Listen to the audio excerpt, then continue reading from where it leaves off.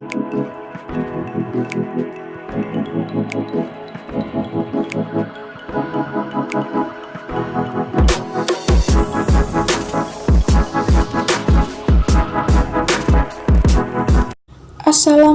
warahmatullahi wabarakatuh. Alhamdulillah, berjumpa lagi dengan saya. Kali ini saya akan membahas materi matematika kelas 9 SMP MTS. Nah, di kelas 9 ini terdapat 5 bab. Bab yang pertama, perpangkatan dan bentuk akar. Yang kedua, persamaan dan fungsi kuadrat. Yang ketiga, transformasi. Keempat, kekongruenan dan kesebangunan. Dan yang terakhir, bangun ruang sisi lengkung. Itu untuk semester 1 ya.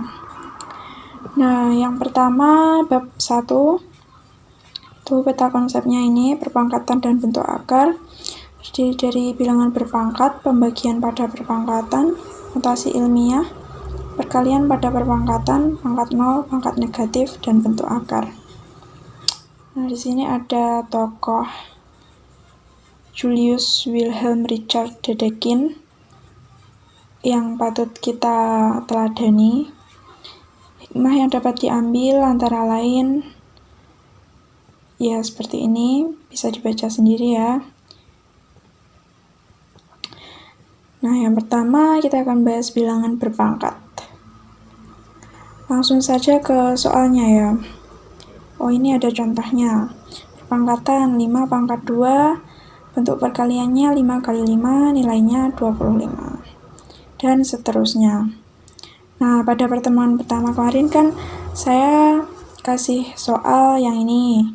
Ayo kita mencoba. Soal pertama ada 2 pangkat 4.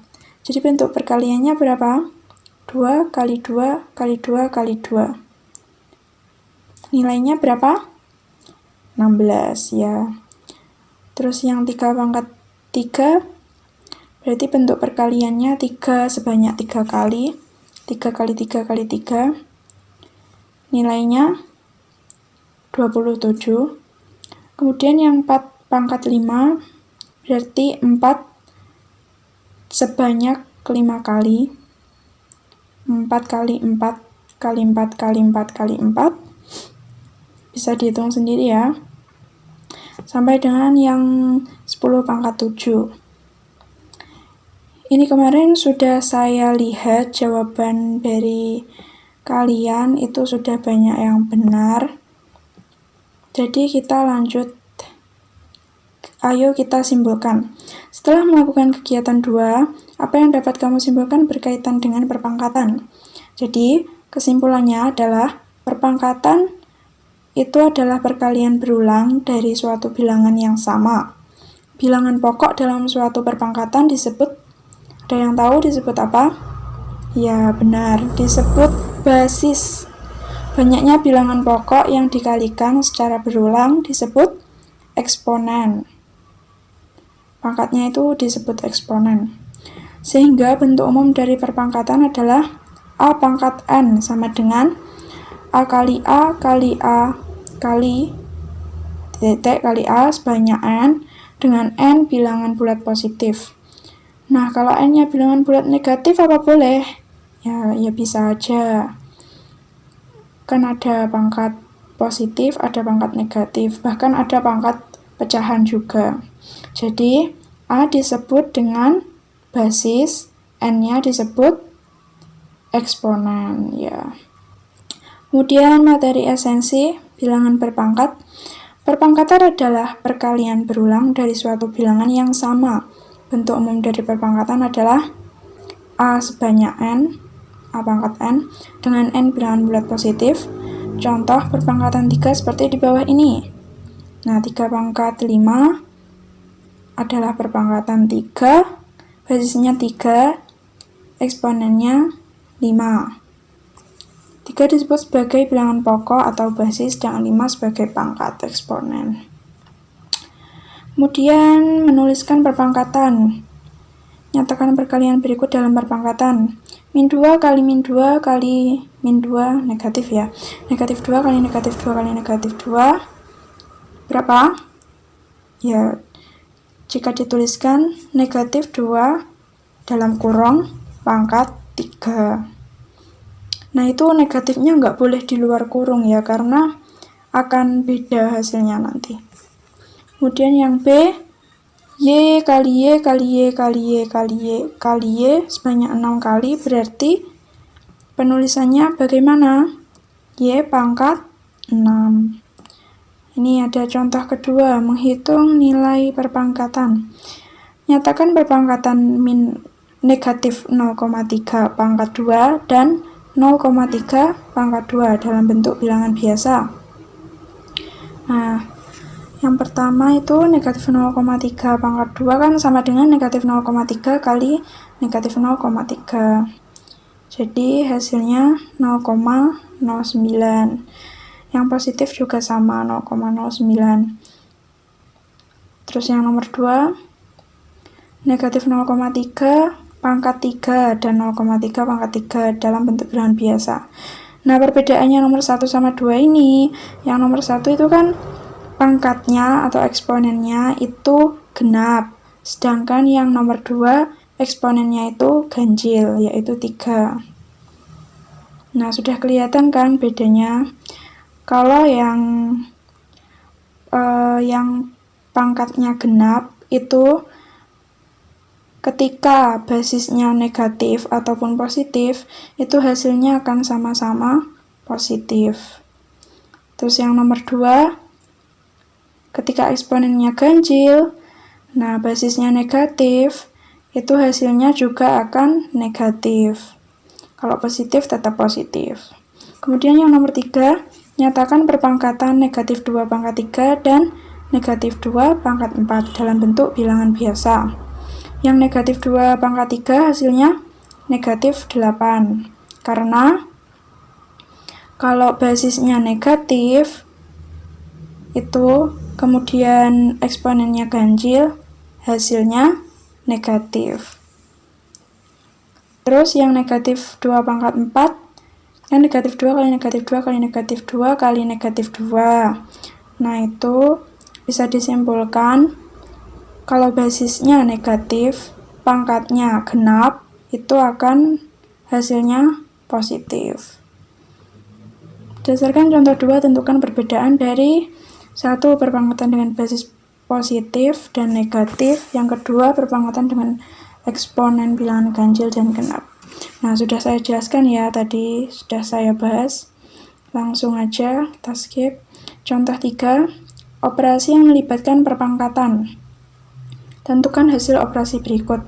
3 ditambah 2 dikali 5 pangkat 2. Nah, bagaimana cara mengoperasikannya? Masih ingat kan prioritas operasi bilangan? Nah, yang diprioritaskan apa? Biasanya yang ada dalam kurung, itu yang didahulukan. Terus kalau nggak gitu, yang lebih kuat antara perkalian dan penjumlahan berarti yang mana? Ya, yang perkalian dulu. Jadi yang kali dulu yang kita dahulukan. 3 ditambah 2 dikali 5 pangkat 2 kan 25. Terus berarti yang kali dulu, 2 kali 25 berapa? 50 ya. Jadi hasilnya 53. Kemudian yang B, 4 pangkat 3 dibagi 8 ditambah 3 pangkat 2. Nah, ini ada pembagian sama penjumlahan. Berarti yang didahulukan yang mana? Yang lebih kuat? Ya, yang pembagian. 4 pangkat 3, 64. Dibagi 8 ditambah 3 pangkat 2, 9. Jadi 64 dibagi 8 dulu, kemudian ditambah 9. Hasilnya 17. Oke, kemarin saya kasih soal ini ya. Ayo kita tinjau ulang yang pertemuan ketiga kalau nggak salah. Ya. Nah, di sini sudah saya tuliskan beserta jawabannya. Jadi biar mudah menjelaskannya. Yang nomor 1, tuliskan ke dalam bentuk perpangkatan. Min 2 per 3 kali min 2 per 3 kali min 2 per 3 sebanyak 4 kali ya. Jadi penulisan pangkatnya itu min 2/3 dalam kurung pangkat 4. Kalau diuraikan seperti ini. Nah, ini nanti min 2/3 itu karena eksponennya genap 4, jadi hasilnya nanti positif. Gitu. Seperti ini. 2/4 dibagi 3/3 pangkat 4. Kemudian yang B, 1B, T kali T kali 2 kali 2 kali 2, itu jika ditulis T pangkat 2 kali 2 pangkat 3 ya. Sama dengan biasanya kalau angka itu dalam matematika terletak di depan. Jadi bisa dibalik. 2 pangkat 3 T pangkat 2. Terus biasanya penulisan itu tanpa titik atau tanda kali itu udah mewakili arti dari perkalian. Kemudian yang nomor 2, tentukan hasil dari yang A, 9 dibagi 3 dikali 4 pangkat 3. Nah, bisa ditulis seperti ini. 9 kali 4 pangkat 3 per 3. Kan karena pembagian dan perkalian itu sama-sama kuatnya, jadi bisa didahulukan yang mana saja. Nah, bisa ditulis seperti ini. 9-nya dibagi 3 dulu, jadi hasilnya 3. Terus 3 kali 4 pangkat 3 itu 64. Jadi hasilnya 192. Kemudian yang C. Yang B belum ya. Oke, yang B, 1/8 pangkat 3 kali 4 pangkat 2 ditambah 1/2.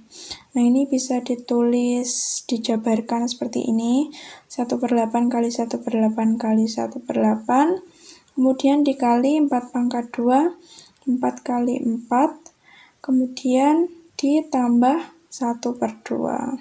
Nah, ini kita bagi aja yang bisa dibagi. 4 bagi 4 1, 8 bagi 4 kan dapat 2. Nah, ini jadi 1/2 kali 1/2 kali 1/8 kali tinggal kali 1 kali 1 ditambah 1/2. Jadinya gini. Kan ini 2 kali 2 kali 8 dapat 1/32 ditambah 1/2. Hasilnya berapa? Hasilnya 17/32. Kemudian yang C, min 6 pangkat 6. Nah, kalau dituliskan min 6 sebanyak 6 kali ya. Kemudian karena negatif 6, eksponennya 6, genap, jadi hasilnya keliru penulisan ya. Negatif 6 pangkat 6 karena pangkatnya itu genap, jadi hasilnya positif. Positif ya ini. Maaf, salah tulis tadi. 46.656. Kemudian yang terakhir nomor 3, tentukan nilai dari yang A, P pangkat N plus negatif P pangkat N untuk P bilangan bulat dan N bilangan asli genap. Nah, ini pembahasannya. Yang pertama, P pangkat N ditambah, kan P-nya bilangan bulat. Terus N-nya bilangan asli genap. Nah, karena asli genap, jadi hasilnya itu positif. Jadi P pangkat N ditambah P pangkat N, hasilnya 2 kali, kan P pangkat N-nya 2 kali ini, sebanyak 2. 2 kali P pangkat N. Kemudian yang B, P pangkat N ditambah negatif P pangkat N untuk P bilangan bulat dan N bilangan asli ganjil.